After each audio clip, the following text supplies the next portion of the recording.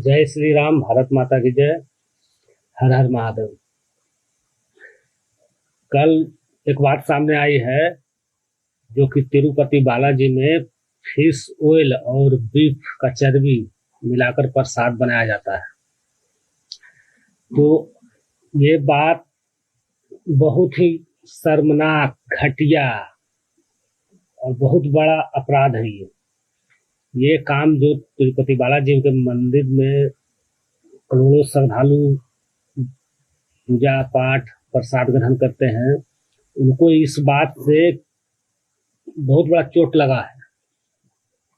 मतलब जो लोग लहसुन प्याज तक नहीं खाते हैं, उनको आप फिश ऑयल खिलाइएगा। जो गौ माता को पूजा करते हैं, उन्हीं का आप अंश खिलाइएगा, तो आपका इससे बड़ा अपराध हो ही नहीं सकता। इससे बड़ा उनके लिए कोई भी बड़ी से बड़ी सजा भी बहुत कम है। इसके लिए सरकार को, सिस्टम को जल्दी से जल्दी जांच कर फिश ऑयल का तो पुष्टि हो चुका है कि फिश ऑयल है, लेकिन वो आगे भी जांच करे और जो भी दोषी है चौराहे पर ले जाकर लटका दिया जाए। क्योंकि इतनी हिम्मत कैसे हुई उन लोगों को, इतनी घटिया काम करने की हिम्मत कैसे हुई? हमारे सनातन को इतना कम क्यों आंका जा रहा है?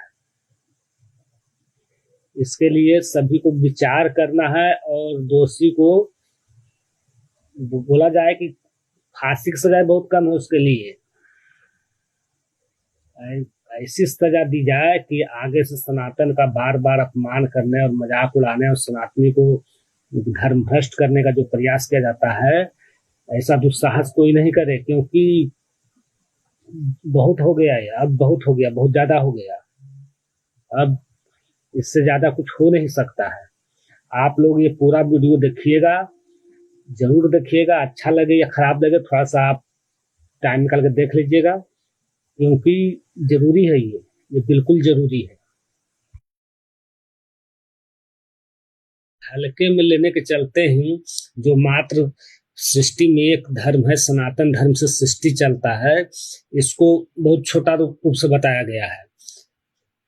अद्दू पद्दू लोग बहुत छोटे तौर से बताते हैं, जो कि याद करते हैं, प्रचार करते हैं अपना धर्म परिवर्तन के लिए लोगों को। तो बताते हैं कि एक महिला थी, उसका खाना बनाते समय गैस खत्म हो गया था, तो उन्होंने याद किया तो गैस उसका भरा गया। एक लड़का था जो जल्दी में टिकट नहीं ले पाया, तो बस और ट्रेन में चढ़ा, कोई ट्रेन में चढ़ा, कोई बस में चढ़ा। वो था तो प्रार्थना करने वाले एक चीज विशेष धर्म का, तो उन्होंने प्रार्थना किया तो उसका टिकट खुद ही बनकर पैकेट में आ गया। तो ये और एक समुदाय का है ये, जो कि बोलता है कि धरती चपटी है, उसका ये दबा दिया था, चपटी हो गए थे।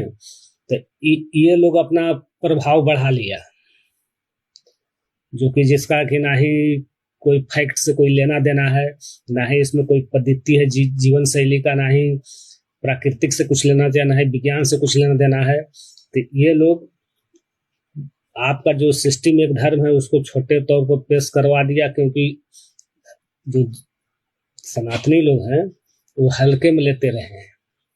इसलिए तो आपका दिन रात मजाक उड़ाया जाता है, आपका विसर्जन में पत्थर फेंक दिया जाता है। आप जहाँ 90% है वहाँ -0%, -0.1% हो जाते हैं, इसी के लिए से। इसीलिए सनातन को बहुत हल्के में कर दिया।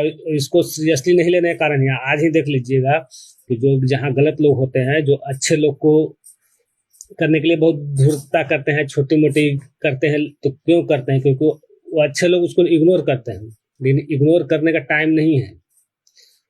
वो लोग जानते हैं कि ज्यादा ज्यादा यही विचार करके किसी को डिस्टर्ब करना चाहते हैं कि ज्यादा ज्यादा क्या कर लेगा, जान ले लेगा। तो आपको भी ये विचार करना होगा कि ज्यादा ज्यादा ले ही लेंगे तो क्या हो जाएगा, समझे। लेकिन अब वो समय नहीं रहा कि आप इग्नोर कर सकते हैं, क्योंकि दुष्ट लोग को दुष्टता का दंड दिए बिना आप नहीं सुधार सकते हैं। आप इतिहास ले लीजिए, अध्यात्म में आप धार्मिक ग्रंथ पढ़ लीजिए, चाहे आप इतिहास से ले लीजिए, ये कहीं नहीं है कि दुष्ट कभी सुधरा है। जो दूसरे को बिगाड़ना चाहता है वो कहीं नहीं। As Mr. Chandrababu Naidu has stated yesterday in his speech in Amaravati, that animal fat was used as one of the ingredients for the preparation of ghee, which was supplied to Tirumala Tirupati Devasthanam. The lab reports which we have taken, the test samples which were taken and sent to the National Dairy Development Board in Gujarat. It has been certified from their lab that beef tallow and animal fat, that is lard, LARD, these were used, and fish oil was used in the preparation of ghee, which was supplied to Tirumala, and also the S factor, that is in ghee and milk we have the S value. The S value should be at a standard is only 100. The value which was the S value which has got which these threw up in the test reports is only 19.7 to 19.79, 77 to 79. Our only thing is that this is an affront to the Hindu religion. This is an affront to not one Hindu, to Hindus who live globally, all over the world. A tradition which has been going on for centuries has been broken. And the prasadam which is given to the Lord in 3 times a day, morning, afternoon and night, has been mixed with this ghee. So I'm at loss of words to even, I'm so emotional, I don't know what to say. See, we consider him as a living God for us. And he's the one who blesses us.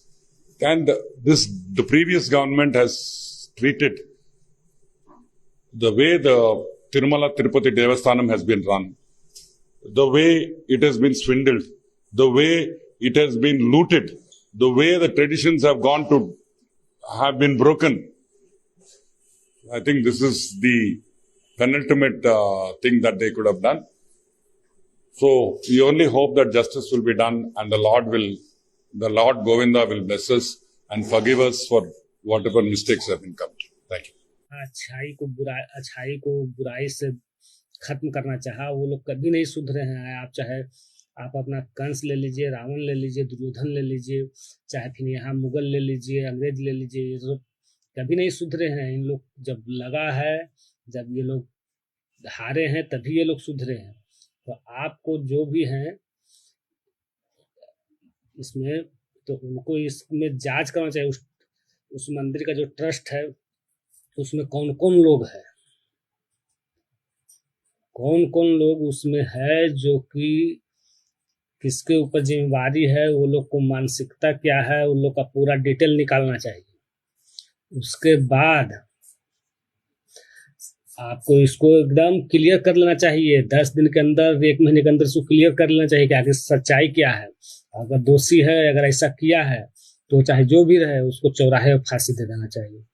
विशेष अब नहीं कुछ कहूँगा, जितना हमको समझ में आया बताएं। लेकिन वास्तविक ये है कि बहुत बड़ा अपराध है, मतलब घिनौना से घिनौना अपराध। क्योंकि आप देख लीजिए, किसी का जो सत्य बात है, जो उसी के लोग बोलते हैं, उसी का जो धर्म गुरु है, समुदाय गुरु है, वही बोलते हैं। लेकिन उसको कोई कमलेश तिवारी जैसा लोग बोल देता है, चाहे कोई बोल देता है, तो उसको जेल भी होती है, उसकी हत्या भी होती है। लेकिन जो निर्दोष है, जो कि सारे लोग को लेकर चलना चाहता है, इस धर्म का कोई भी खिलवाड़ कर देता है। अरे बीफ में तुम्हारी हिम्मत कैसे हो गई कि बीफ डाल देगा तुम प्रसाद में? तो हिम्मत यहाँ कहाँ से आया है? क्योंकि उसको दंड नहीं मिलता है, इसको हल्के में लेते हैं सनातन के लोग। इसलिए सरकार और सिस्टम सभी से ये आप लोग इसका आवाज उठाइए, और संगठन वाले लोग भी इसको बोलिए जितना जल्दी इसका रिपोर्ट दे कि उस ट्रस्ट में कौन कौन लोग हैं, कौन कौन लोग थे, या सरकार का भी उसमें हाथ था। तो उन लोगों का सारा बायोडाटा निकालेंगे तो पता चल जाएगा कि जिम्मेवारी किसकी थी। उसका बैकग्राउंड सारा चीज देख लेंगे तो समझ में आ जाएगा। इसमें कोई बहुत बड़ी चीज है नहीं। अगर चाह लेंगे तो आपको 1 सप्ताह में इसका रिजल्ट निकाल देंगे, और रिजल्ट निकलने के बाद वो केस फेस चलने की बात नहीं है। ये बहुत बड़ा करोड़ों लोग को भावनाओं से खिलवाड़ हुआ है। इसलिए इसको बख्शा नहीं जाना चाहिए। चौराहे पर ले जाकर फांसी दे देनी चाहिए इन लोग को, ताकि अगले कोई हमारे धर्म के साथ खिलवाड़ करने का हिम्मत ना करे। जय सिया राम, हर हर महादेव। अगर आपको ये लगता है कि ये विषय सही है और इस पर ये होना चाहिए तो आप सब्सक्राइब कीजिए, शेयर कीजिए, इसको ज़्यादा लोग तक पहुंचाइए। भारत माता की जय।